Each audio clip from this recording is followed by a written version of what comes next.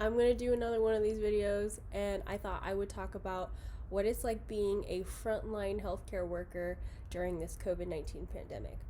Um, I also thought about it, and I thought there's like some legalities tied to this, so I can't like share explicit details or locations or names or photos, so I'm not gonna do that. But I'm gonna talk about just like the emotional aspect and the toll that it takes being an ER nurse right now. So yeah, so that's what I'm gonna do. So like I said, I'm Sarah. Welcome back to my channel. I am an ER nurse and I have been for almost 2 years. And that in and of itself is a super difficult, cool, but difficult thing. And I learn every single day. I learn something new, constantly asking questions. I've made some really cool friends. But then the pandemic hit, right? And that's been super overwhelming. I actually got a new job in the middle of all this, too. So that on top of everything has been a lot. Um, but yeah, so the pandemic has been kind of this roller coaster for me because I think in the beginning, when it first kind of came out, it was serious, like more serious in other locations. Like, I think, obviously New York was hit first, and we were hearing about how overwhelmed they were and how taken by surprise they were.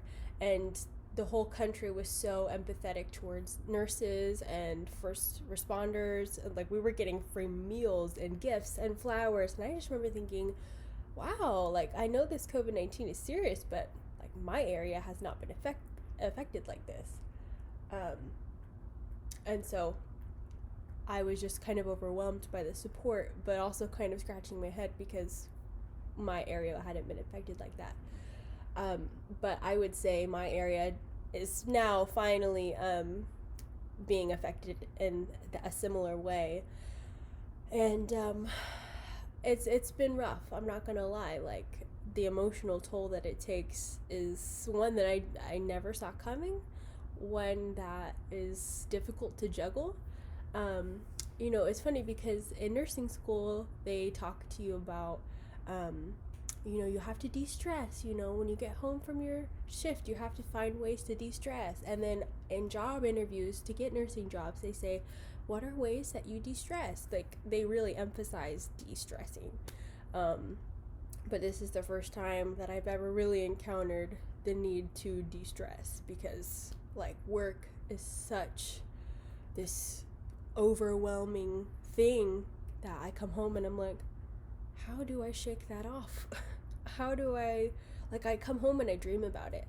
I come home and I lay my head down on my pillow, and suddenly I'm taking care of the same patients, and I'm titrating my drips, and I have this like anxiety of I'm still at work and I'm still saving lives, and I'm still have these roles that I'm assuming, and then I wake up and I'm like, I'm at home.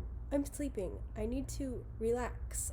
So it's hard to take that responsibility off and then just go home. And at work, it's just this anxiety. It's just, there's always this level of anxiety being a nurse, I think, for me, anyways. But in this pandemic, it's even more so, I would say. And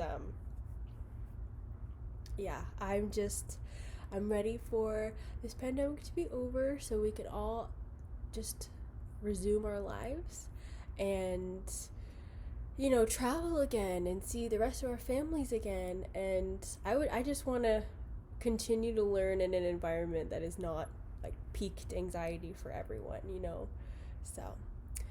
So I guess that kind of settles that. That's as much as I'm like willing to share, as far as this pandemic, just for legalities. I don't know what I'm allowed to say, what I'm not allowed to say, in the professional world. So yeah. As always, quarantine, wash your hands, stay away from your grandma and the immunosuppressed, and wear a mask, okay? So that was today's spiel. Thanks. If you want to subscribe, you can. If you don't want to, I really don't care. I'm doing this for fun, not because I'm getting paid. Bye.